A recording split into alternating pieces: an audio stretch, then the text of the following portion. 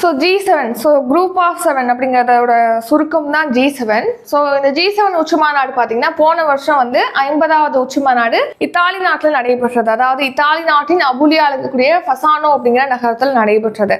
இந்த வருஷம் கனடா தான் ஹோஸ்ட் பண்றாங்க. அதாவது 51வது G7 உச்சி மாநாடு கனடாவில் ஆல்பர்ட்டாவில் இருக்கக்கூடிய கனனாஸ்கேஸ் அப்படிங்கிற இடத்துல வந்து நடக்க போகுது. அதாவது எப்போனா இப்போ ஜூன் மாதம் 15லேருந்து 17ஆம் தேதி வரைக்கும் கனடால இந்த மாநாடு 51வது G7 உச்சி மாநாடு நடக்க போகுது. அடுத்த 52வது உச்சி மாநாடு பார்த்தீங்கன்னா நெக்ஸ்ட் இயர் 2026ஆம் ஆண்டு பிரான்ஸ்ல நடக்க போகுது.